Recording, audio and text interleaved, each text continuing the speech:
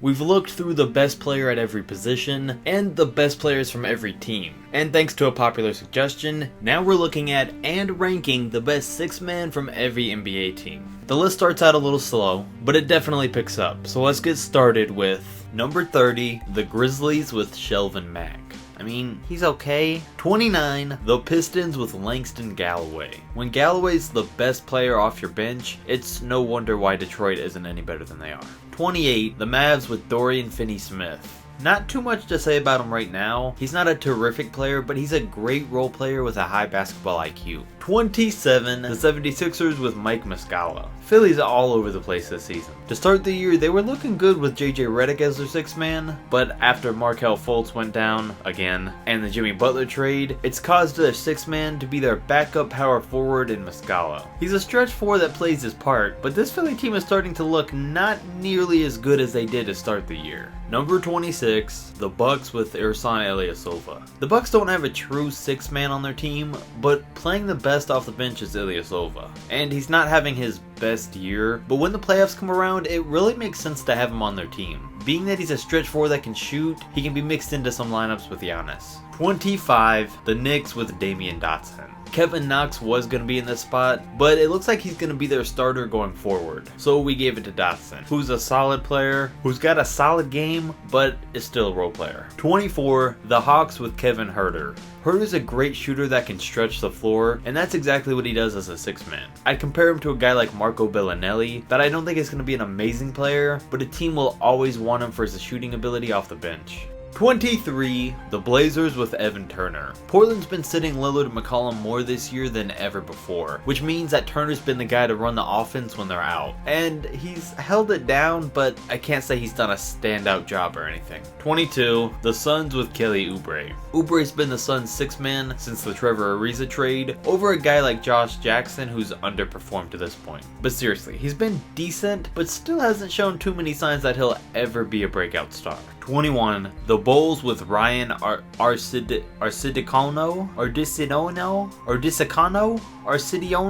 Close enough. Ryan earned his spot on this Bulls roster after being able to hold down the starting point guard spot until all of their injured players got healthy. And that's what's taken him from being the 15th man on the roster to really becoming their 6-man. 20, the Magic with Terrence Ross. Toronto Raptors dunk contest winning Terrence Ross looked like he had a lot of potential. Orlando Magic's 6-man? Not so much. No, but honestly, Ross is having the best season of his career, putting up 13 points a game off the bench, which still isn't fantastic. I thought he'd be a little better going into his prime, but I mean, not everyone can be great. 19, the Nuggets with Monte Morris. It's shocking how good Denver's been with all the injuries they've had to guys like Will Barton, Gary Harris, Paul Millsap, and Michael Porter Jr. who hasn't even played yet. But injuries like that are what have helped make way for a guy like Monte Morris to come out of the G League and play great for them as their 6-man. Now he's definitely not keeping that spot once everyone returns, but for now he's making the most of it. 18, the Raptors with Fred VanVleet. It's VanVleet's 3rd year on the Raptors, and this season he's been the guy put into the starting lineup whenever one of the Raptors' backcourt has been out with an injury.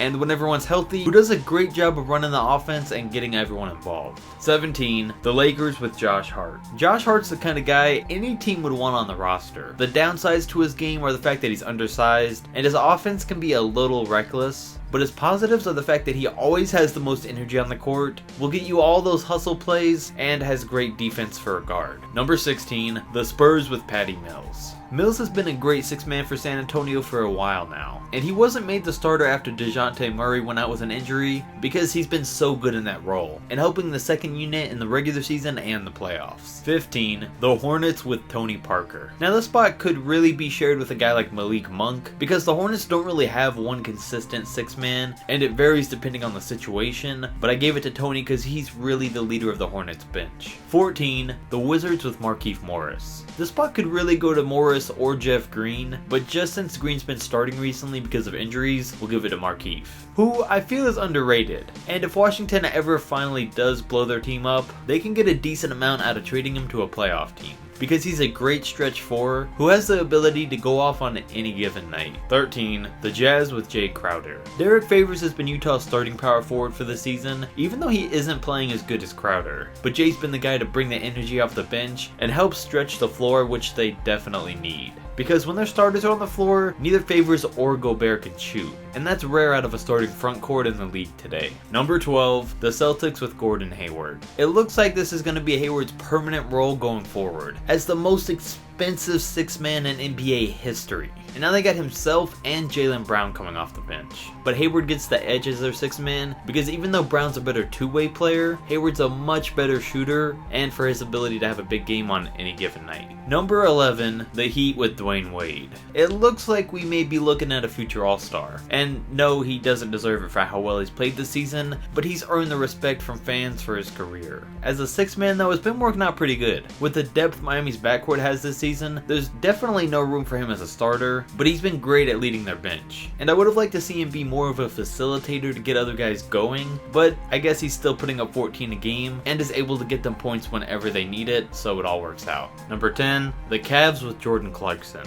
There's no way you could force me to watch a Cavs game this year. And since I haven't, it was surprising to find out just how good Clarkson's been playing. Leading the Cavs in scoring by putting up almost 17 a game, and putting up numbers pretty close to Lou Williams. But right now he pretty much only scores whenever he gets the ball, so for him to take his game to the next level, he's got to start doing more than just that. And clearly guys like Hayward and Wade are better players, but Clarkson ranks above them purely for how well he's played off the bench this season. Number 9, the Rockets with Eric Gordon. With James Harden dominating the way he's been, the Rockets as a team are back to looking like their old self. But you could say Eric Gordon's still been struggling. The former sixth man of the year is still putting up nearly 16 a game, but still shooting career low percentages, at least for now. And they're definitely going to need him playing back to normal by the time the playoffs come around.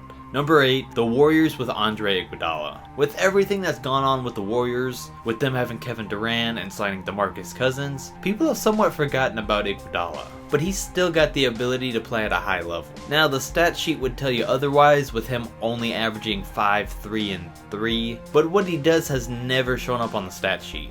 I mean, he was an all-star in 2012, even though he was only putting up 12, 6, and 5, and won finals MVP a few years back, while only averaging 10 a game in the finals. He leads the Warriors bench on both ends, and it's going to show in the playoffs once again this year. 7, the Pacers with Domantas Sabonis. Now we're getting into the possible sixth man of the year here. Sabonis is coming off the bench, averaging almost a double-double with nearly 15 points and 10 rebounds a game on a great 62% shooting. He could definitely be moved up to a starter, but the fact that he's been able to have such an advantage over other teams' backup centers is one of the reasons he stayed as a sixth man. I am surprised he hasn't been used in more late game situations alongside Miles Turner though. Number 6, the Kings with Bogdan Bogdanovic. Bogdan is a guy that definitely could have made my underrated players video. From his first year in the league, it looked like he was just going to be another great shooter, but this year he's shown that he's capable of a lot more than that. On worst percentages, he's gone from 11 points a game to almost 16 a game this year in his second year in the league. And I've been really impressed with how well he's been playing, especially off the bench. But when you do realize that he's already 26 years old, it does hurt his case. Number 5, the Thunder with Dennis Schroeder. Schroeder's still only 25 years old, so there's still time for him to develop into a top tier point guard one day. But for now, I think being a sixth man is the perfect role for him. He has the ability to step into the starting lineup when players sit or injuries happen.